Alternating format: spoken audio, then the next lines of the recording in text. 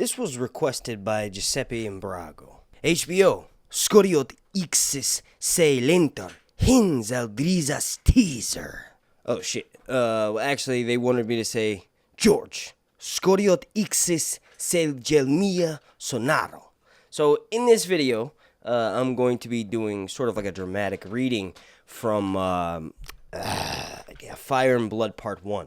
Now, this is actually, I did that little heavy breathing thing because I'm actually giving away one of the most massive spoilers for House of the Dragon, but luckily, this is like 3 or 4, maybe even 5 years down the line, because these two characters are going to be everyone's favorite, everyone's secret favorite, because they'll probably love to hate them, and I'm of course referring to Prince Daemon of Flea Bottom and Prince Aemon of Cunt Town, obviously. Grew up in King's Landing as well, but he's a massive cunt, more so than Daemon.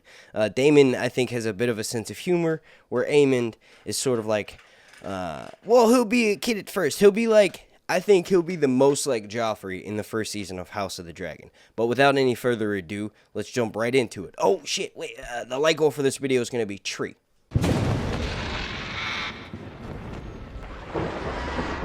No banners flew above the blackened towers and ruined keeps of Harrenhal when Prince Daemon descended from the sky to claim the castle for his own. A few squatters had found shelter in the castle's deep vaults and undercellars, but the sound of Caraxes' wings sent them fleeing like little bitches. When the last of them was gone, Daemon Targaryen walked the cavernous halls of Harren's seat alone with no companion but his dragon. Each night at dusk, he slashed the heart tree in the Godswood to mark the passing of another day. 13 marks can be seen upon the weirwood still. Old wounds deep and dark, yet the lords who have ruled Harrenhal since Daemon's day say they bleed afresh every spring. So that's interesting. A Targaryen affecting, something related to... Obviously, we've seen it a lot up north in the Game of Thrones prequel series, but that's something to look out for, in particular, when this happens. I would guess maybe like season 4 or 5, it would probably happen in one of the later seasons. And maybe in the series, Daemon survives this. But on the 14th day of the prince's vigil, a shadow swept over the castle, blacker than any passing cloud. All the birds in the Godswood took to the air in fright, and the hot wind whipped the fallen leaves across the yard. Vhagar had come at last, and on her back rode the one-eyed Prince Aemon Targaryen, clad in night-black armor chased with gold. I'm not giving away too many spoilers here, but Aemon famously loses his eye, and that's most definitely going to happen in the first season. I would think in the first couple episodes, because we saw him mounting Vhagar in the leaked pictures. He had not come alone. Alice Rivers flew with him, her long hair streaming black behind her, her belly swollen with child. Prince Aemon circled twice around the towers of Harrenhal, then brought Vhagar down in the outer ward with Caraxes 100 yards away. The dragons glared balefully at each other, and Caraxes spread his wings and hissed, flames dancing across his teeth. The prince helped his woman down from Vhagar's back, then turned to face his uncle. "Nuncle, I hear you have been seeking us." Oh wait, no, that's not right. He has an English accent. He probably sounds like a twat, too. "Nuncle, I hear you have been seeking us." "Only you," Daemon replied. "Who told you where to find me?" "Milady," Aemon answered. "She saw you in a storm cloud in a mountain pool at dusk, in the fire we lit to cook our suppers. She sees much and more, my Alice. You were a fool to come alone. Were I not alone, you would not have come," said Daemon.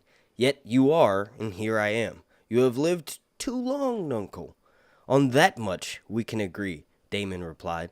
Then the old prince bade Caraxes bend his neck and climb stiffly onto his back, whilst the young prince kissed his woman and vaulted lightly onto Vhagar, taking care to fasten 4 short chains between belt and saddle. Now this is the most important part right here. Daemon left his own chains dangling. Caraxes hissed again, filling the air with flame, and Vhagar answered with a roar, as one of the 2 dragons leapt into the sky. Prince Daemon took Caraxes up swiftly, lashing him with a steel-tipped whip until they disappeared until a bank of clouds. Now I'll pause right there for a split second. We don't have much more longer in this video, but are they going to be using whips in House of the Dragon? Let me know what you think down below in the comments section. I've actually mentioned it multiple times in several different videos, but I think that would be one way of establishing this time period as opposed to the main series. Now, obviously, Daenerys is one of the only Targaryens, aside from Jon, that are around during the main series. During this time, there's a bunch of fucking Targaryens. So it would make sense that if all of them have dragons and have had them for about 100 years, at least in Westeros, and, you know, Valyrians have had them for, who knows, thousands of years, they should know how to ride dragons better, and one of the ways they do that in the books is with whips. They should all be using whips. Vhagar, older and much the larger, was also slower, made ponderous by her very size, and ascended more gradually, in ever-widening circles that took her and her rider out over the waters of the God's Eye. The hour was late, the sun was close to setting, and the lake was calm, its surface glimmering like a sheet of beaten copper. Up and up she soared, searching for Caraxes, as Alice Rivers watched from atop Kingspire Tower in Harrenhal below. The attack came sudden as a thunderbolt. Caraxes dove down upon Vhagar with a piercing shriek that was heard a dozen miles away. Cloaked by the glare of the setting sun on Prince Aemon's blind side, the bloodworm slammed into the other dragon with terrible force. Their roars echoed across the God's Eye as the two grappled and tore at one another. Dark against a blood-red sky, so bright did their flames burn, the fisher folk below feared the clouds themselves had caught fire. Excuse me. Locked together, the dragons tumbled toward the lake. The bloodworm's jaws closed about Vhagar's neck, her teeth sinking into the deep flesh of the larger dragon. Even as Vhagar's claws raked her belly open, and Vhagar's own teeth ripped away a ring, Caraxes bit deeper, worrying about the wound as the lake rushed up below them with terrible speed. Now, 3 things to take away from that. 1, this is going to be a fucking awful scene to watch because we're going to know these dragons for several years, and they're going to have personalities of their own related to their colors. And that leads me to the second thing to take away from that last passage I just read. Red dragons in particular, Caraxes, are fucking vicious. That's why it's able to take on Vhagar, and ultimately, as we'll see here in a second, kill a much larger, older dragon. This dragon, Vhagar, was a part of Aegon's conquering, was rode by someone who, I won't give away that spoilers, I'm giving away too much, but the dragon is rode by someone else at first, then Aemon mounts them very early on, like I mentioned earlier in this video, and probably one of the first episodes, but it's going to be insane to watch, and all of these dragons are going to have much more insane deaths, which is crazy to even say, much more insane deaths than Daenerys. Queen Daenerys' dragon.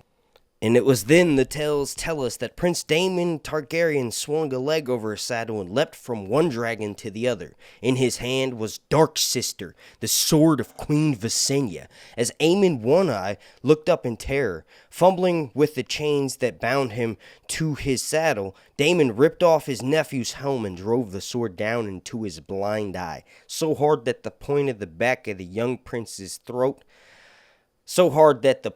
came out of the back of the young prince's throat. Half a heartbeat later, the dragon struck the lake, sending up a gout of water that was said to have been as tall as the Kingspire Tower itself. So remember, Alice is standing on top of that motherfucker. She saw the wave from her lover, who's dying, the wave, in effect from that come up. So that's going to be another crucial scene. And Alice Rivers is rumored to have been casted, but not officially announced. Neither man nor dragon could have survived such an impact. That's basically saying, like, even though Daemon did what he did, even if he hadn't have done that, they wouldn't have survived the impact.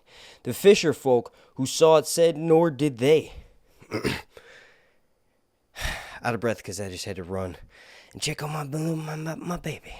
Caraxes lived long enough to crawl back onto the land, gutted from one wing torn from his body, and the waters of the lake smoking about him. The bloodworm found the strength, which much more, this isn't in the book obviously, but it again attributes to the color of this dragon being red.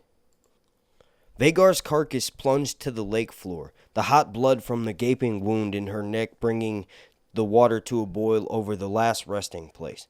When she was found some years later at the end of the Dance of the Dragons, Prince Aemon's armored bones remained chained to her saddle, with Dark Sister thrust hilt deep through his eye socket. Now, I know I keep stopping, but there's actually a beautiful depiction of that in the 2021 A Song of Ice and Fire calendar. And I think George just released the 2022 one. Not sure. Make sure you go follow him on Twitter at GurmSpeaking. Also, follow me at Sir_Hunts. The prince, with Dark Sister thrust hilt deep through his eye socket, the Prince Daemon died as well. Prince Daemon died as well, we cannot doubt. His remains were never found, but there are queer currents in that lake and hungry fish as well. The singers tell us that the old prince survived the fall and afterward made his way back to the girl Nettles to spend the remainder of his days at her side. Such stories make for charming songs, but poor history. Even Mushroom gives the tale no credence, nor shall we. It was upon the 22nd day of the 5th moon of the year 130 AC when the dragons danced and died above the God's Eye. Daemon Targaryen was 40. It was 490 years old. He was 9 and 40 at his death, so 49. Prince Aemon had only turned 20. Vhagar, the greatest of Targaryen dragons since the passing of Balerion the Black Dread, had counted 180 years upon the earth. Thus passed the last living creature from the days of Aegon's conquest. As dusk and darkness swallowed Blackharen's accursed seat, yet so few on hand to bear witness that it would be some time before the word of Prince Daemon's last battle became widely known. Now, two things to take away. Obviously, red dragons are fucking ferocious, and I personally think that Prince Daemon survived it because of that. Like, dragons back then had dragon riders had much more choice than Daenerys did. That's why she's probably given 3 dragons, and, it's representative. Like, they sort of embody the personality of their dragon rider, at least the color of the dragon. So the fact that Caraxes survived, I'm willing to bet that Daemon did, and this show is going to show that. You all let me know what you think down below in the comment section. And another thing to take away, and I've mentioned this a lot, so I won't spend that much time talking about it before I get the fuck out of here. Basically, they mention, the narrator mentions that even Mushroom's tale mentions that he doubts Daemon survived. That's just good for the song to say. But I think that's one of the things the adaptation is going to take liberties with. Obviously, the book is up for the interpretation of the people who are adapting this story, that being Miguel Sapochnik and Ryan Condal. So, who knows what they're going to do. My name's Mark, and I want to thank you all so much for watching. This has been Sir Hunt's Long Night Reviews. Slap a like, and a like on this video is going to be, fuck it, 420. Get 'em, boys.